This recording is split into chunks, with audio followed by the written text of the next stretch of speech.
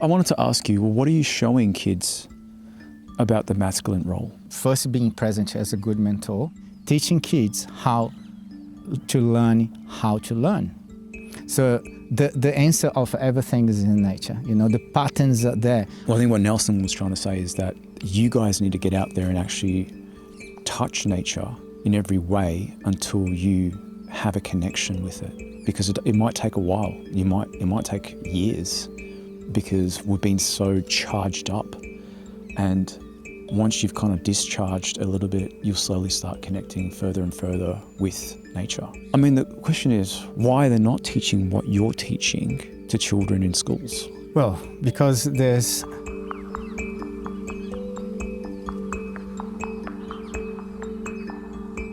All right, today I'm here with Nelson, a guide who supports deeper connection with nature, the body and community.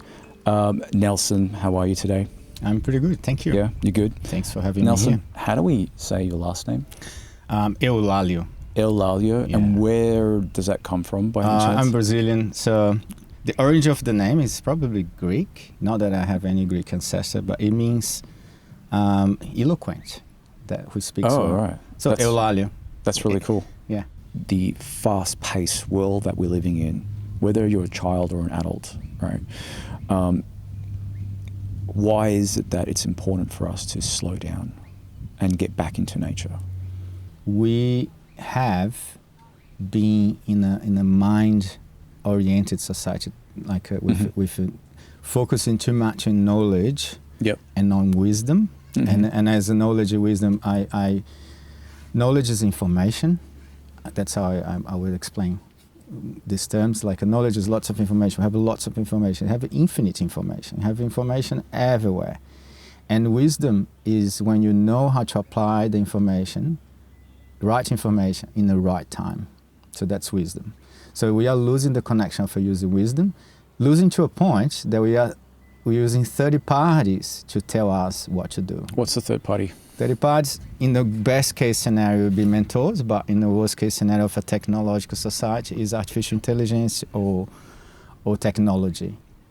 Society has come to a point, and the indigenous people still connect to this old society, old way of seeing nature and life, which is being in the present moment. Mm-hmm. That's natural when you are in nature. Yeah. So cope with the things when they come.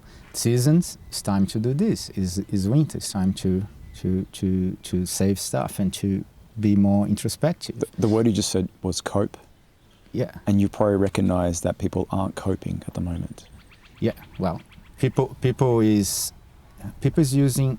There's just too many distractions. So we've been so domesticated that we've basically forgotten what native means, what natural means anymore, that we are solely relying on technology to give us that boost or that little adrenaline rush. I think domesticated is a perfect word for that. And we have developed so much our brains to a point, because there's many theories behind there of developmental as in society, that we have more free time, less stress, natural stress, and then we have lots of things to be growing too much our brains. The big problem with the focus on the brains, and this is a new thing-ish, if you talk about like the time as human beings that we are, that's to be afraid of a future. Yeah. So there's the concept of a future, which is not real in some level. Like the present moment is the reality. Yes. And indigenous, let's say, I'm generalizing as indigenous way of a life, is connect to the present moment. And you see like some languages don't have even future terms, or the future as a conception of the term. Mm-hmm. And being too much on that is like, okay, this is happening. But if this happens, well, if it happens, it happens, and we do what we need to be done when it happens, you know. So it's not afraid of the future. The fact that we are afraid of the future makes us to plan too much for the future. Another good example of this is insurance. insurance is a new thing, you know, because you're selling the future possibilities and to be protected for a future that may never happen. So we dwell too much on those concepts and we forget to be in the present moment. And if you're not in the present moment, we lose our tune. And if you lose our tune, start to be feeling disconnected to the live stream of nature. And that's why we need to slow down, because it's a different frequency, literally, to be able to connect again. In science, for example, when we talk about brain waves, and so we have this regular alpha, beta waves. Alpha when we wake up and is calm, feeling still, you know, calm, and then beta waves is like a high activity during the day when working things, and then many people trying to get into like through meditations and even like a shamanic drumming, you can get in that, which is the theta waves. Is the waves of that state of a mind that's relaxed enough that's almost getting to sleep. So those states is when the magic can happen with nature. Okay. You can hear things from nature. You can communicate to animals and things. It's somewhere in there for one aspect. And then you have the deep delta waves that goes when you're like in deep sleep. Yeah. And kids from 0 to 2 years old, they are usually in those delta waves. 0 to 2. To 2. Okay. And then kids up to 12 years old, they are on theta waves. And that's why they have the imaginary friends. They have a very, very good connection to nature. Yeah. Beautiful. So we lose it with time. We've lost it. Yeah, especially adults. But some people still have it. Yeah. I've got to say, like, you know, adults still have imaginations. I mean, we do. We can do that. And what concerns me, and I have been seeing that happening sometimes with kids, is how they can be losing the ability to imagination because electronics. You know, we can talk about that later. And that's something that I would like to even write an article about, like how losing the capacity of imagination with things like even like the storytelling part of it. They are losing. They're not liking anymore storytelling. Now that you just said that, kids are losing their imagination because of technology. What are the most simplest things to reconnect with nature if you're not close to nature? What do you think? What are some suggestions there in your mind? Well, sometimes you can't. You live in a metropolis, in a big city, and then the best that you can have is a park or something. Yeah. And we always are able to go for hikes and things and find time for that. But supposedly that we can't, and we really restricted to, you know, to a park or something. We can always. Well, one thing that we can do is bare feet to ground. Yeah. And sometimes it's not just because you have a grass in your backyard that's necessary a real ground. Yeah. Because many times they have like a concrete on the bottom. That's what I'm doing right now, by the way. If you guys are wondering, I don't have any shoes on. Well done. Sometimes people in the work, I have a headache. You mean all kinds of headaches? Many of them. And just by grounding yourself could really... Put your feet in the ground and the headache discharge. We call it discharging, yeah? It's another way of... Because you're actually holding static and you're holding charge. Exactly. And by releasing it into the grass could really change. Like basically, what we're talking about is another way of, you know, we can talk about illnesses and all that, but we don't want to be talking about that. We just want to be talking about the simple ways to reconnect if you're in the city. You know what I mean? So that's one of them, is just basically to take your shoes off and touch the earth. Yeah. Yeah. Yeah. So this is one. Another one that's an easy one to do as well is to find a tree and connect to the tree. Okay. Sometimes the tree is not. The best trees are the trees that it's part of an environment, like a forest or something. They are connected to the roots to other trees. All right, Nelson, I've got a bit of a funny question here. Yeah, okay. Okay. Now, what you just said, a lot of people will call that tree hugging.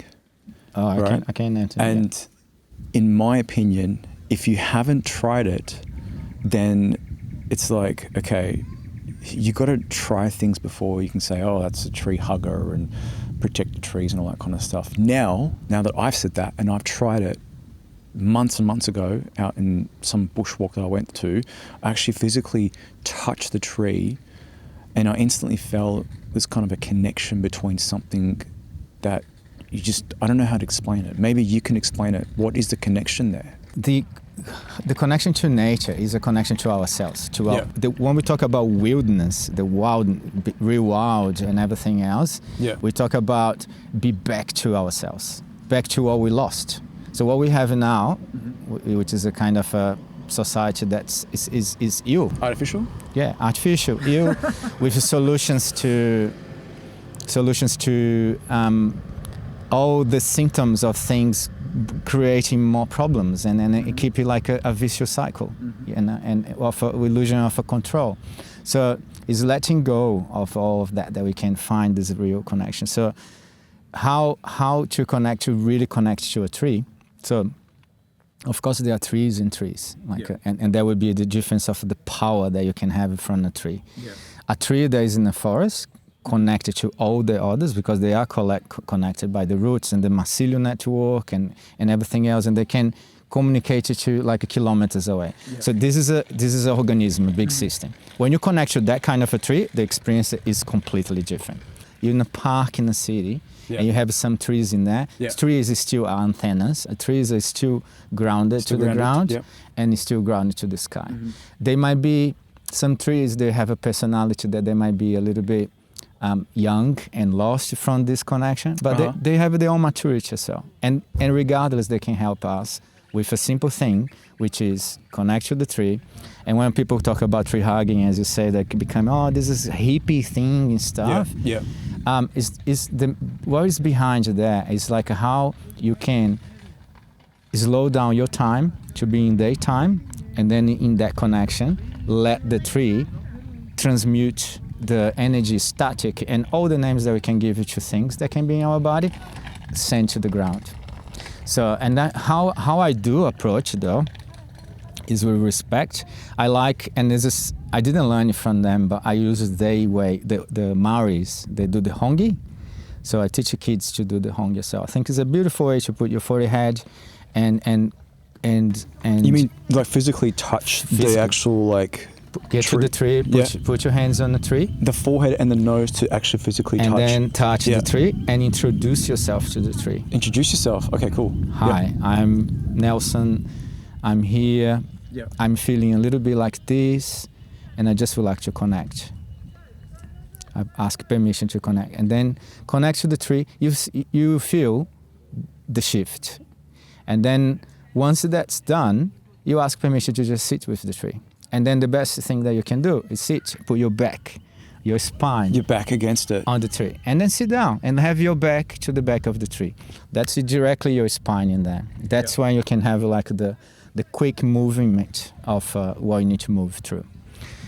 Sometimes there are trees that they have a different personality. They're more aggressive, you know.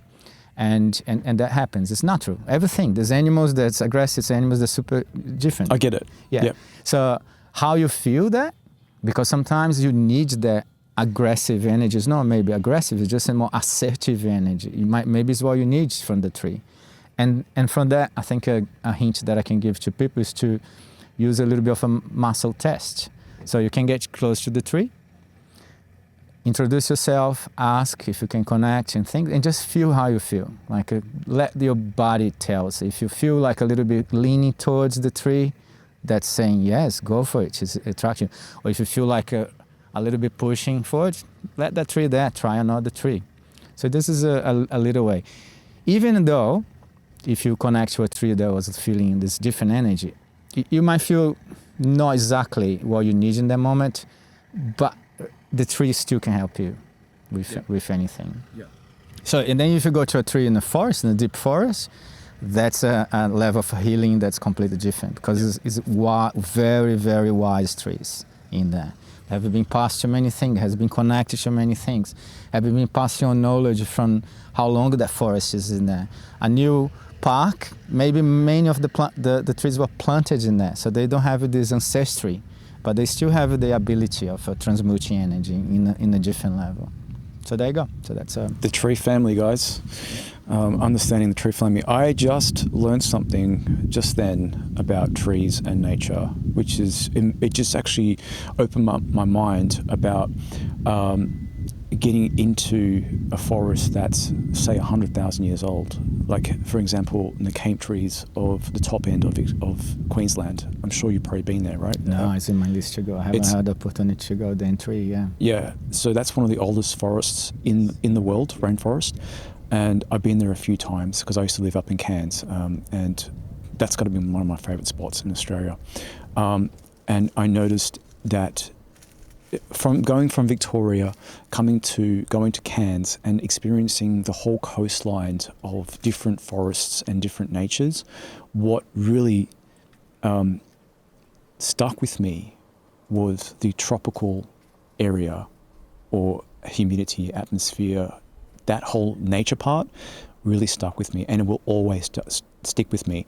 So I think what Nelson was trying to say is that you guys need to get out there and actually touch nature in every way until you have a connection with it, because it might take a while. It might take years, because we've been so charged up, and once you've kind of discharged a little bit, you'll slowly start connecting further and further with nature.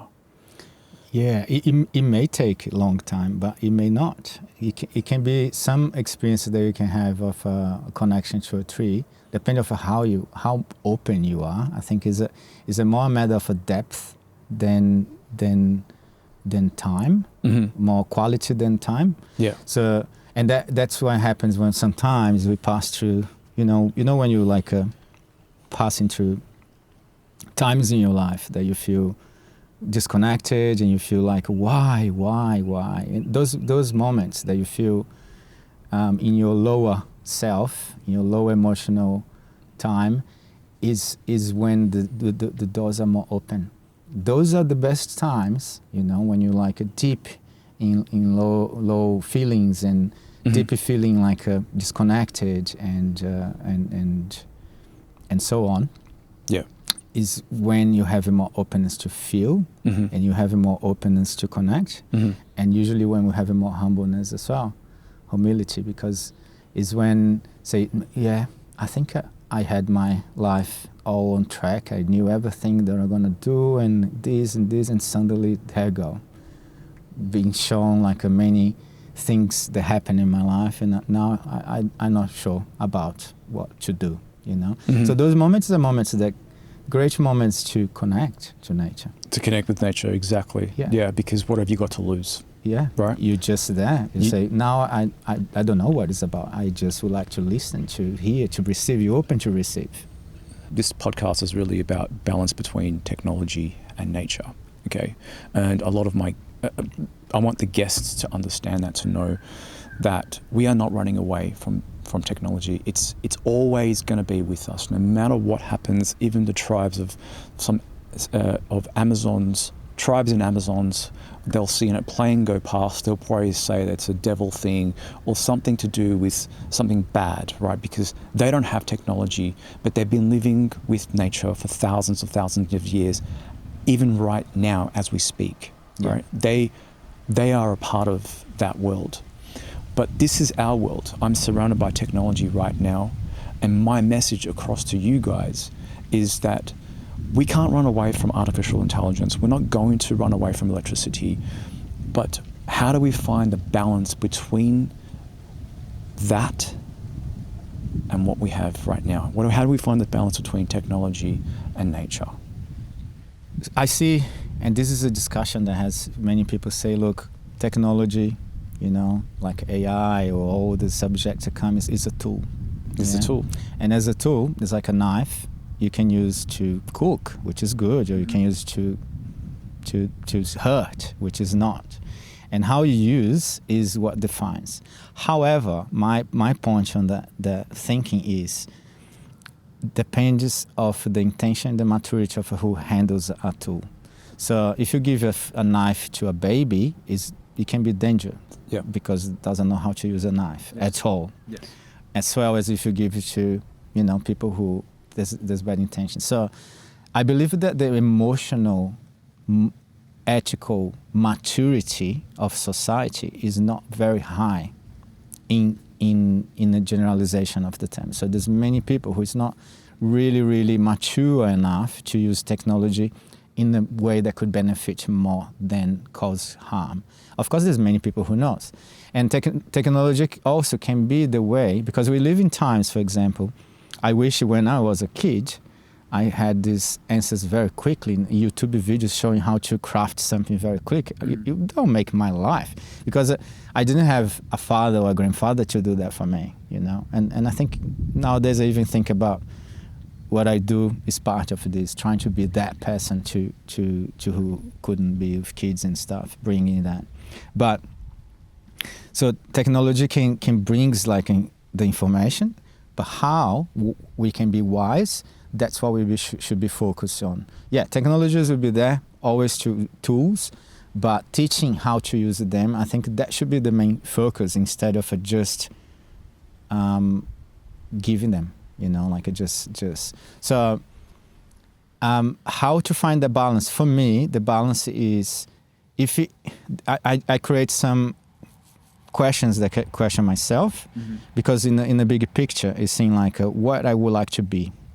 If I want to be in a healthy society, healthy community, healthy body, healthy mind, healthy heart, you know, all of this, which tools could help me to that?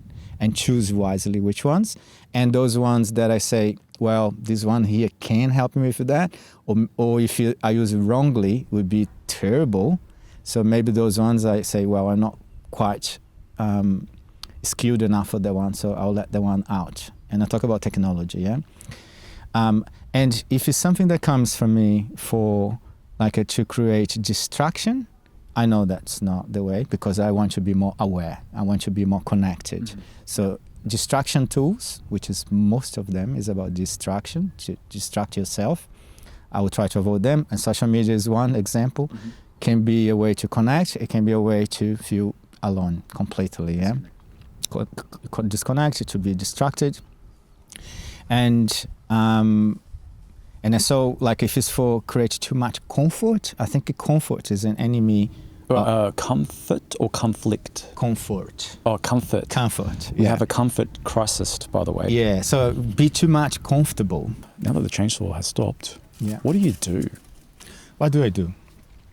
So I'm an outdoor educator, and more than an educator, is a facilitation of a transformation, because I believe that in the level of a recreation, outdoors activity usually is in the recreational level, and then best case scenarios they go to educational level when you to bring some stuff that they can be aware that they learn in the process. But then transformation is when you feel this level of self-awareness and knowledge of yourself that can be making you in a different person. So I'm the founder of the Wild and Wise Tribe, which is my little business. That's backwards, but I'll fix that real quick. No worries. and everyone is welcome to join to check out on the website, and there's everything in there, what's done. So this is coming from my life purpose of bringing an attunement of what I would like to do, passing to many phases of my life of feeling disconnected to my purpose and things, and trying to figure out what to do, and then came in very deep moments of realizations, and then came as a mission to be accomplished. And in that mission is bringing people into connection to nature, rites of passage, building community, a healthy community, aware community, and life skills. Yeah. Emotional regulation, how to know about yourself and things like that. Okay. And then there's workshops, there's courses, there's camps, and there's many things to come. But I wanted to talk about the masculine, the manly figure in our lives, the masculine, and nature. Yeah. What are you doing to bring that back to children and adults? What are you showing them? Yeah, good question. Does fire play a role in this by any chance? Definitely. Yeah? Fire definitely plays a role. Yeah. The big archetype of the father is the sun, Yes. fire, and earth or the moon is the feminine archetypes. And this connection to them is a part of knowing ourselves. Yeah. So fire plays definitely a big part on it. Is one of the, fire elements is can be connected to masculine energy as water can be for feminine. This is a classical on yin yang and so on. And the fire is not just a tool. Yeah. And that's when we can lose much on the understanding of the fire. Fire is a spirit. Mm-hmm. Yeah. And there's a spirit, and there's many mythologies, like Perseus and so many other that bring the fire to the humanity. So fire is knowledge. Fire is what we bring from the sky, and then we have the knowledge and the nourishing from the earth as well. So having these two together is definitely work on those energies. How can that be brought in workshops for kids and for adults? Is being aware of those traits, those characteristics, in a healthy form, because we do have aspects which is positive aspects of a masculinity. We have the shadowy aspects of a masculinity as well. So, so the assertiveness, the direction, the mission. This is the positive aspects of the masculine, and then the shadowy aspects will be aggression and so on, and violence and things. So the same happens with the feminine. The feminine is the nurturing, the beautiful aspects that you have of the feminine, and in a shadowy aspect would be manipulation. For example. So this is playing society nowadays. We have agendas in society to make families and communities less available. Yeah. There's one of the big... I wanted to ask you, what are you showing kids about the masculine role? So it's first being present as a good mentor, as a good masculine role. And I have friends who came to work with me because they were needing, I need to work with a male mentor because this is missing so much. Yes. Kids learning that by learning about themselves. Kids learning that by not just working with the elements, but in my courses and things, they learn about archetypes and elements and things. And there's principles that's very healthy to do. For example, I teach kids, boys and girls, in my course. Yeah, both genders, how to do, principles of martial arts, Okay. And in principles of martial arts, as an example of that, you can have one of them is the rock and water, to be solid or to be, flowy. And I ask kids, what's best? Is that to be hard or to be soft? And then kids usually, special boys, just the best and things and stuff. And I say, well, it depends. And then we do some exercise. One of the exercises, there's some games that you can just stand up in front of each other, try to take the balance out. You can try to take the balance by being extremely strong, but if the other person is flowy and let go, they will be the ones who fall. So to find this balance, this healthy balance of a masculine and feminine energy, and knowing the roles that we have in society and when to apply, that's part of a living community and living society. And this should be taught to kids and to adults, because we lost that roles and things. And there's too many agendas nowadays that trying to push. And I will say something here that's sometimes controversial, and it's people talk about, for example, toxic masculinity is a term that's being used. And I have been to many men's groups, men's circles, and so on. And I would say that I've never seen a toxic man. Yeah. What I have seen, many, maybe most, is wounded men. And a wounded man will eventually act out of his shadow aspects of his masculinity, because it's a wounded masculinity. The feminine is, the masculine builds. Yeah, that's a way that you could see. Yeah. And is it... So by you saying a wounded masculine, that makes a lot of sense. Yeah. And what you saw was a lot of wounded men in battle, basically, because when they step out of the home, they're stepping into war with life, nature, everything, everything. But the feminine she's just born beautiful and smart, and she just is. And we just accept that. And a lot of men don't understand to accept the feminine as she is. Yeah. Do you get what I'm saying? Yeah, which is the mother. Yeah. The mother. Yes. And this reference of a good mother is fundamental for all of us. Is where we have our first understanding of what feminine can provide. Yes. And there's many father and mother wounds for both males and females, and they play up in different ways. So that's what I mean, like to find somebody who is not wounded in a modern society is very rare. Who do you see shows the most amount of like results at the end, kind of a thing, with your work that you provide? I think kids will be, because in childhood you can untrigger many things before there even is a problem. Yeah. You know, like there's many situations just to be like the right mentor, the right safe space, the right person to be there showing, modeling for them something that could avoid like years of a counseling later, you know? I get what you're saying, yeah. And I've had these experiences in my life, in my work as well, like who brought me to tears sometimes, like to see those, how impactful you can be in some kids' lives. And some adults' life in some level as well, by the talks, by the things and the support. So everyone benefits. I would say that kids will benefit more in the matter that you can untrigger things that to not even create a problem.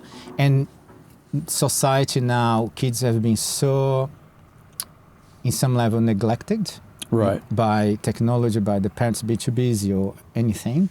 They're not like relate anymore with aunties and uncles and learning stuff. Technology is teaching them, peers are teaching them, which that leads to an important subject, which is the rites of passage. Yeah. Okay. Which kind of connects the masculine health. What does it mean? What is the rite of passage? So, rites of passage is all the societies and indigenous society, they have the rites of passage. Very clear. For who? For the most classical ones is for boys and for girls. At what age? Puberty. So as soon as they hit puberty. To become males, young men and young females. So what happens if someone's... So can an 18-year-old do it? Can a 20-year-old do it? It's never late, yeah. So technically it's any age. Yeah. Is that what you're saying? Classically, in the society, you need to have a moment, because the body will tell us. Like for females, it's much easier to know when they are a woman, because the body will tell by the moon cycle when they start. For boys, not necessary. And so boys benefits, it needs more rites of passage than females. But all of them needed to. So in some societies, like in indigenous society back in Brazil, for example, like you have tribes that will be, when it's time that the woman reaches the moon time, they will be like for many days, weeks, maybe months in the darkness with all the grandmothers and aunties and things learning about womanhood. Okay, so I'm confused now. I would like to learn about whether it's the indigenous or is it the domestic? We're going to get there. Yeah. So for boys, there's many types of them, you know, like even like a Papua New Guinea classical one, the bungee jump comes from the rite of passage. That's a rite of passage. Okay. For boys, okay. And so many others, there's many. Why they are important? Because they can create a milestones in the life. Like from now on, you're not a boy anymore. You're a man. Take responsibility. You're a young man, of course, yeah?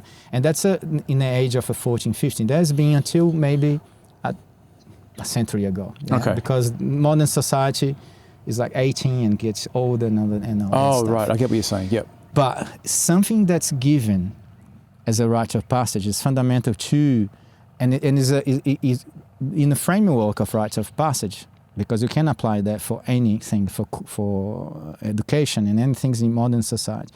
The core of that is that you need to be given by society and to welcome you in a new stage in society. So if it's not given to the young people, they will need to find their own rites of passage. It's natural to use. It's something that is necessary, the body asks for.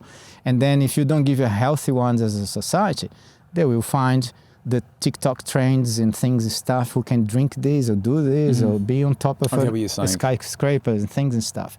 And it's usually extremely dangerous.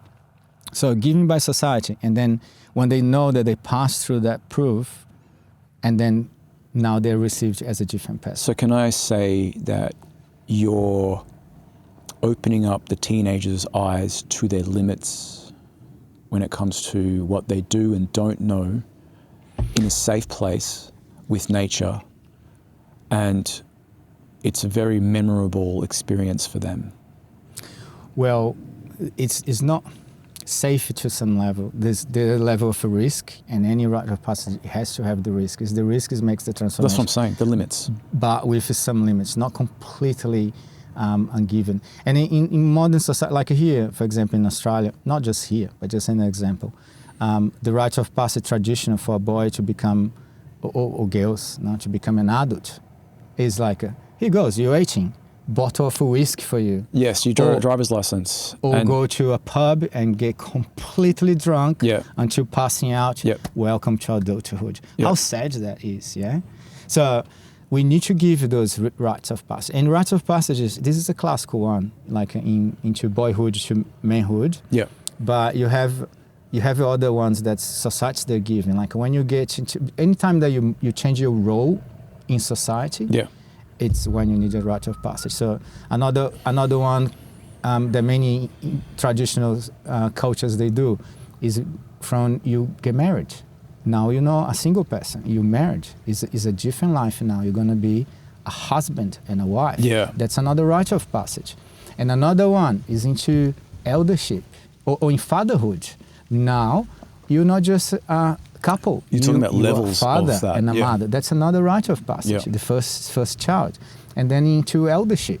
Yeah, okay. Now you're an elder, and I like to add some others that I think is fundamental. Like even like in many bush skills, kids learning how to do crafts and fire and stuff. They need to know how to be responsible. I believe kids well educated for that, they should have a little rite of passage to receive a knife.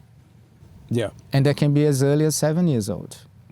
Not the regular 7 years old kid in the city, definitely not. I wouldn't give you even like for some teenagers. Yeah. Because but know how to, widow like But something. You're talking about teaching kids how to survive now in nature. Yes. And to survive in nature, you're going to need tools as part of the survival. And a knife has been part of our human society for thousands and thousands of years. We've been building tools and weapons basically for a very long time, for hunting, for crafting, for building basically, So there's a difference between those things. And with that comes the responsibility. The whole aspect that is in there. And some kids come to my workshops, for example. Oh, I know how to make, I have my knife. My father gave me a knife. I'm in the bush doing everything. And I say, are you responsible with a knife? Yeah, I am, because I have my knife and things. And then there you go. The kid leave the knife unattended in there, doing something else. I say, you just lost your right to use this knife, So That's great. You're not showing the responsibility on that. So if you're not training kids to know how to use discipline, then they don't deserve. And and this sense of a deservedness that they feel like I'm responsible, I deserve to have this and it was given to me. That's his accomplishment. Yeah. That in all levels of rites of passage. Yeah. Yeah. Yeah.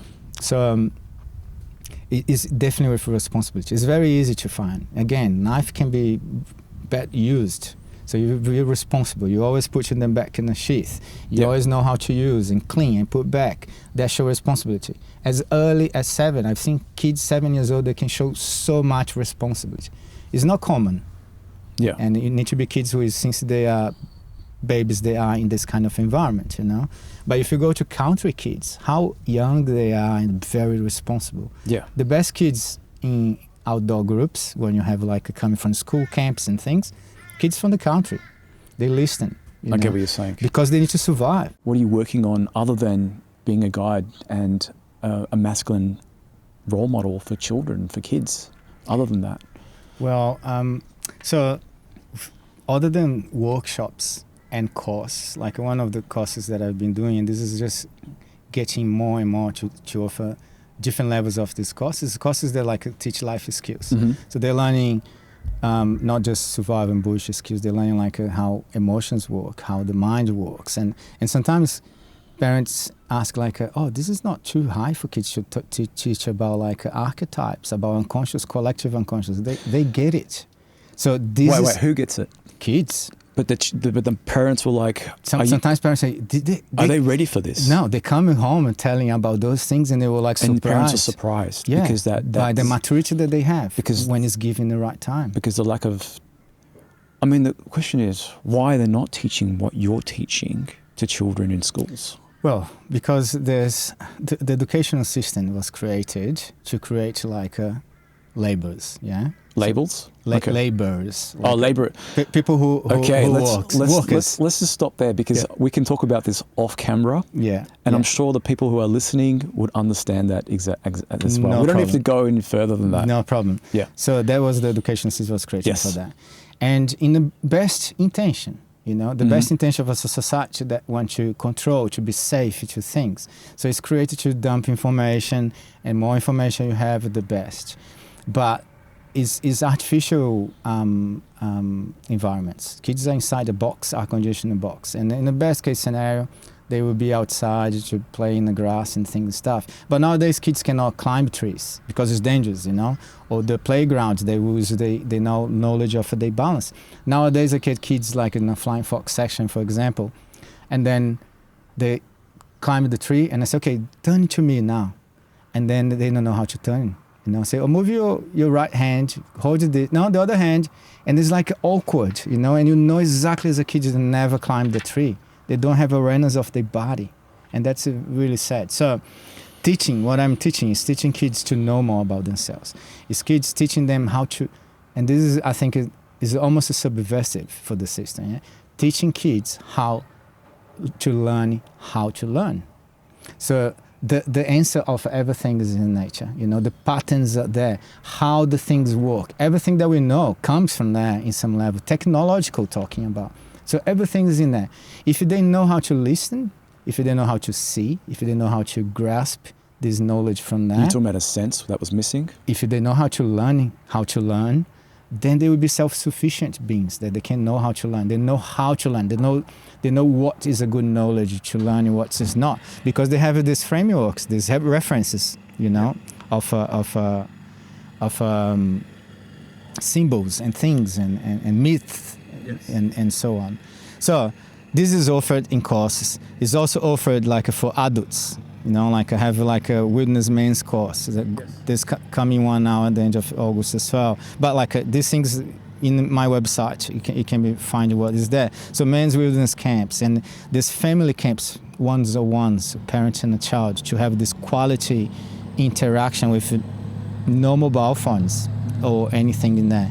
They can have a real time. This is what I can see in kids after, experience of 5 days in nature. There's the moments of storming and being uncomfortable, not having what's used to have, because isn't that is something that they're so used. You're basically building connection again with family, which they feel like surprised. And I had like a couple weeks ago a beautiful testimonial from a mother that she had a son in one of my courses. He was an ASD boy, and then he came with a carer, fully functional, but after this course, is in my website and social media, so you can have a look. It's beautiful.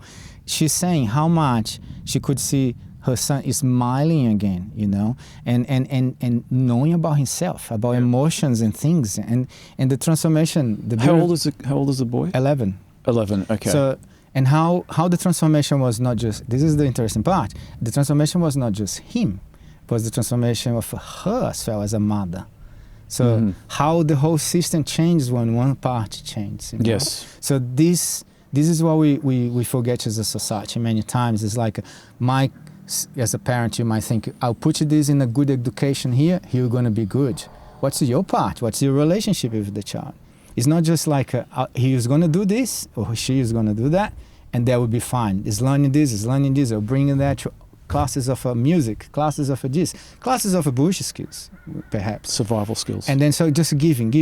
But the relationship between the system needs to be looked after. So, and that's why for me is important is the community that's built. So the community of the kids and the parents and the friends that they make in courses. So they become friends for life.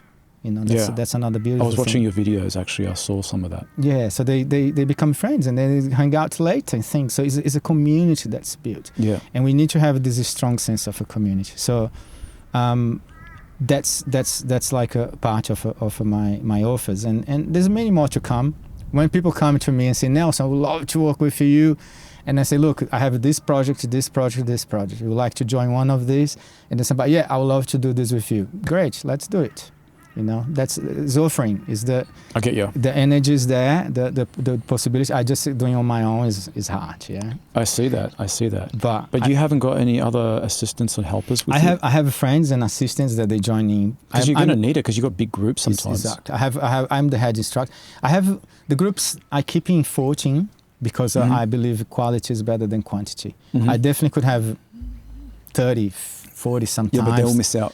But then there's not the level of exactly mentorship. The one-on-one thing is extremely important when it comes to showing children survival skills. Yeah. I'm going to call it survival skills because I think I see you as a mentor as survival skills. I prefer to frame as a life skills. Life skills. Because survival brings the idea of a fear of you need to survive or something. Oh. So life skills like I'm ready. I know I need to be done. I don't need to enter the survival mentorship. So life skills. It's doing, yes. So you're talking about basically not just physical survival skills, but you're talking about the other side of it, which I can't say, which is the brain side, the imagination side. Yeah. Yeah? Yeah. Yeah? Yeah. It's knowing how to, emotions. How the emotions. Yeah, right. You know, what the emotions do in yourself. How to connect to principles of nature. How to listen to nature. So all of this is part of a life skills that many of them we have lost as a society. I get you. But yeah, the book, yes, there's a book that I'm very excited about, which is going to be published very soon, maybe in the next couple of weeks. Yeah. So it was born when I did my training on Rites of Passage down in the Rites of Passage Institute in Byron Bay. Yeah. And then one of the things that we need to give is something of our life related to Rites of Passage and present as a piece of... you mean when you give back as a return as an gift? Some people play songs or theater stuff, play. And then for me, it was like in the moment, I said, gosh, what can I do? And then it almost came in like a, you know. And then it was a story, originally was a little story about like a prince that has living like by itself in a little castle. Yeah. And then passed to lots of probations in life, you know, like disasters and things and stuff, which built himself to be a man. And then there was like a pact for a while, like this is a couple of years, and I say, no, this needs to be brought. Some people think, man, you should just bring somehow. And then came the idea to make this in a child's book. Yeah. And then to do that, I say, I'm going to illustrate because, you know, I want children's books. So what's the age group that's for? So this is, I tell here is about 7 to 70, you know. Because it's symbolic. It's archetypes in here of everything works in the subconscious mind as like in the Sufi stories and things. It's almost like a parable. So it was adapted to children, like to, you know, with animals coming, which is some elements of nature, helping nature itself. Yeah. And I asked a friend that worked with me in the past to do illustration, and I said, yes, done. So it's fully illustrated now, finished, and I just need to, we're going to be published in the next couple What's the name of the book? So it's called The Little White Castle. The Little White Castle? Yeah, so this is a little... hold on, let me put it on that one. Yeah. There we go. So this is a little bit of the preview of the cover. That looks cool. Did you do the graphics on that one? Oh, I did not the illustrations, but the whole... The text itself and the pagination and everything else. Yeah. So it was a friend of mine from Brazil that she did the illustration. If you can leave the listeners with one message, what would it be? I would like to remind that it's never too hard. It's never too hard to connect to nature, to connect to ourselves. There's many tools. There's many exercises. There's many ways, progressive ways to build it up to the strength that sometimes it might look like to do. So there's always a way to get there, always a way to, and there's always support. You know how you just said tools. So there's a physical aspect of it, but what I've come to realize is that the lack of support from a human being to get you into nature. And that's where I think you step in. Yeah, I just wanted to say thank you. That's a great pleasure. Thank you. And yeah, it was my great pleasure to be here, first podcast. Yeah. And I'm open to these conversations, or anybody who wants to have a conversations, because that's a pleasure to be able to be talking about those things. I'm very happy to. I will leave all the links below to get in contact with Nelson and his Wild and Wise tribe. Did I say it correctly? Yeah, perfect. Yeah, which is just amazing. His website shows a lot of things that which really surprised me actually. There are little videos on Instagram. I think, do you have on Facebook as well? Yeah. So on the socials, you can see them there. Just another thing, Naturally Unplugged, we don't have socials. We don't believe in social media. We believe in actually being here physically with you. That's one of the things that I wanted to say as well. Yeah. Thanks guys for listening, and thank you for being here as well. My pleasure. Thank you. Thank you. In this special extended conversation, Nelson shares his personal journey from Brazil to Australia, exploring his heritage, family roots, and the experiences that have shaped who he is today. How long have you been in Australia? It's been, since 2011, so it's been like 14 years, almost, November. Actually, coincidence, my passport stamp is 11th of 11th. Wow. I didn't mean to, but it's just a way to arrive in Australia with some deep synchronicity. So it's been 14 years. I lived 8.5 years on the Gold Coast, and then moved into the Sunshine Coast about 4 years ago. Wow. 5 years ago, yeah. Yeah. And in your native country, what were you doing there before you came to Australia? Yeah, well, this is a little bit of my background. I call my past life. Yeah. So my past life, I worked over 20 years as a creative. So my work in Brazil before coming here, I was a creative director of a big amusement park, theme park. Nice. So I have like a nice team of a couple designers and architect and illustrator. We were building themes, and it was a mix of a big water park and resorts and restaurants and things. So it's a complex. Yeah. It was good.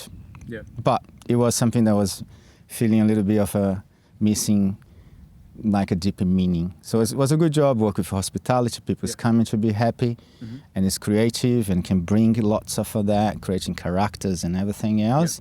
However, was always feeling that something was missing, and I did have nature in the back as my own healing, bushwalks and camps and stuff. And then when I came to Australia, was already intentionally, I want to connect to permaculture. I did a permaculture design course in Brazil. I did a Vipassana, was put me in a nice frame for my mind. And I want to know more about Aboriginal culture and the Maori culture. So there was a lot of things that had me to this way. And when I arrived in Australia, my plan was to get into nature as work. So that was the beginning. So if we go back to your 20s and your 30s, what were the triggers that made you want to get back into nature? Since very early, very young, I was because my father was a philosopher and had a library at home that I could access, and I had contact to books and to schools of thoughts very early, literally as early as 10, reading a Nietzsche or theosophy and spirituality. So that was a little bit of what I started to try to learn about myself, try to learn about the world, but from indoors. That was the thing about books and books and books. So it's going in good ways and good travels through the knowledge, but missing the groundness of it. So the experience of it? Yeah, yes. Yeah, so you were basically, like you said, the philosophy part of it was in your mind, and now you wanted to try to experience that Yes. Yeah? So, well, my early training is I joined like a Gnostic school that was for many years, and then was my interest in shamanism as well. So having contact with some traditions from the North America, like Lakota traditions, doing. What's it called? Lakota. Lakota? Yeah. What is Lakota? So Lakota is one of the main tribes in the U.S. Okay. And they bring like a similar activities from Indigenous, like the sweat lodges and vision quests and the soul retrievals and things. So similar practice that Indigenous people have, yeah. And that's like globally, all the Indigenous, they have some level of the same practice. That was when I started to have them more on the ground, let's say. Okay. So learning more about nature and how to connect to nature in that level. So that was opening me more to the real connection and to transfer this knowledge of spirituality and too much of a mental elaboration, to the more practical learning directly from the source. Okay. Yep. Yeah. That's awesome. So nature is like the symbols and patterns and everything else. Oh yeah. Which it can be completely connected to those knowledge. So yeah. And then learn direct from the source. Yeah. The connection with family and nature. How was that for you back in, say, your 20s and 30s, when it came to understanding that it's not just, you got to have people around you to connect with nature? It's like when you go into nature by yourself, you kind of feel like there's something missing sometimes. Yeah. And having people around you what was that like with your family in nature? Well, that came in more towards from my extended family. Okay. So I was blessed to have like a big family, as many aunties and uncles and cousins and a beautiful grandmother that she's not alive anymore, but she was this matriarch. And it's interesting, which reminds me sometimes, as when we talk about Indigenous knowledge, and I see this very clear here in Australia, like so many people who either has some resistance when talk about Indigenous culture or acknowledgement of country, is like, oh, we belong to this stuff, and makes sense. And or in another side of it is to feel like, oh, I don't have any Indigenous background, and I don't feel like I really deserve or connect to things. And the interesting fact is that absolutely any culture have Indigenous background. That's great. Yeah. Yep. So like of course most also of Australia came with colonization of the British. They have the Irish and the English and et cetera, et cetera. And Europe has their own Indigenous, like when you talk about Vikings and Celtics and things, that's pure Indigenous knowledge, pure connection to nature, pure attachment and respect and living a life out of the seasons and how the plants that need to be used and everything else. So deep knowledge of nature. So those knowledge, they are in absolutely all cultures, like when you go to your ancestors.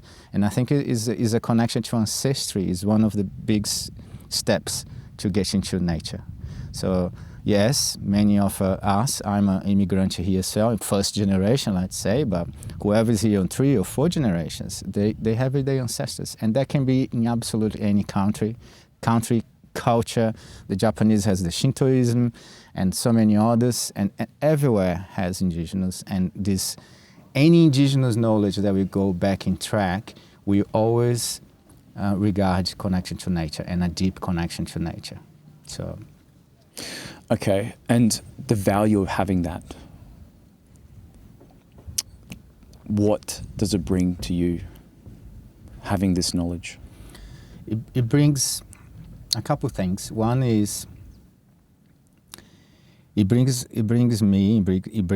us the sense of belonging. Yes. So because we have our family and our extended family, which is cousins and uncles. But when we talk about community, that's the real family, the extended family. And in the matter of a fact of education, and this can be a paradigm for many parents, because they think, I try to teach my son and my daughter why I can't, and they don't listen to me. And we, as society, we are wired to not listen necessarily to our parents, to listen to our uncles and aunties. That's how society, community has been wired for millions of years, and millions as Homo sapiens, but thousands and thousands and thousands in kind of a modern culture, is to listen, to learn from. So the need of extended family, the need of the village, the need of a community to learn from is fundamental, and that's why we come. So the first thing that I feel like we gain from that is the sense of a belonging, the sense of extended family, the sense that we can trust, that you can learn more. And other than that is knowing more about yourself. You know, where you come from, what your tendencies, what is so much in your ancestry that can unconscious, like as good things or as shadow things that can play up, and then knowing about yourself and how you can be a better person. Okay, so I'm Persian, I'm Iranian. I've been here since 1987. It's a really long time. And I wasn't born here, but I still have some of my heritage that I brought over here and it's still within me. What have you brought to Australia that the Australians didn't know about here? A foreigner, yeah. Until what's it called? A foreigner. A foreigner. Yes. Foreigner, yeah. Yes. Yeah, sorry, my accent. That's okay. And from that there's a big learning in that, which is seeing yourself from the lens of outside of your own culture. And I think that kind of educational learning should come to everyone, that, you know, like in the myth of the heroes, you need to get out and you need to come back as you know, like a Ulysses, and so many myths come back as a beggar. You don't have anything. You don't know. You only know that you don't know. Yeah. So that's a base of a Socratic philosophy, and from that space of a humility is when the real knowledge starts to come. Mm-hmm. And I believe this should be a way for us to relate to nature, because. Okay. We think we know too much about nature. We try to control nature. We think we have all the answers about that. We have a technocratic society that can do so much and think that they have the power. And here and there, we get amazed by natural power of nature applying. And we think that we need that sense of safety by controlling the results of things, but at the end we don't have. Mm-hmm. So the first step is being humble to have this real learning from nature. I think is the very first step, and that can come by trying to understand ourselves. So bringing to what I can bring from my own heritage, because my heritage will be a mix of a Portuguese, you know, like 8 generations, 6 generations, 7, I don't know how many, a few, because Brazil is 500 years old. And my grandmother, she was indigenous, and that's many things about to be indigenous in those cultures is to feel that is less. So they would be usually a little bit not feeling comfortable to say I'm indigenous, a little bit as kind of a shame. Nowadays, when you get to a space and people is more aware of how much you can learn from indigenous knowledge, is when things start to be a little bit more comfortable, and people become a little bit more proud of being indigenous or heritage and stuff. You mentioned in yours and I like to say Persian heritage, you know, like how much of a history has behind of a Persian culture. Not talking about Iran, but Persia, the old classical Persia. Yes. So with China we see nowadays there's many views, political views of China that are going to enter here to not create polemic, but the base of the China culture, how beautiful it is with the ancient, you know, like Taoism and so much in there, and the connection to nature as well. So is knowing ourselves, we can know more about nature, and knowing nature can know about ourselves. Is a very intimate and deep relationship. That's part of my, you know, talk that I try to walk and to bring it to people. How have you coped with the Australian culture since you've arrived in Australia? Yeah, okay, good questions. I was amazed by the Australian culture, how in some level, which there's explanations of political explanations and many other things, how people can be so laid back here and happy and connected to their everyday lives, perhaps with lots of distractions, but it's still like a connect to have a time to enjoy, weekends and do nature, have free time, I think. So my culture in Brazil and many other cultures, even in Europe, we have been enslaved by timing, and working like a 10-hour shifts and works in the weekends and work, study, because you need to survive. Like in third world countries, you like in Brazil, if you don't have a university degree, you're in trouble. Okay. Here in Australia, you can be a trader. Yeah. Which even in other countries, the trader not necessarily is something as high as in Australia. So there's more access to resource and there's given by the government many resources. So there's many parks and things that you can do, and maybe people don't utilize that much that they could. Like so much is available to do. So I felt when I moved to Australia, I felt a little bit like the sense of being in an amusement park. Like a Disney World or something. Say, people is really nice. Are they like, you go and pay something, hello, good morning, how you doing? And I say, wow, and clean everything, stuff, because there's a whole system behind to keep it that way.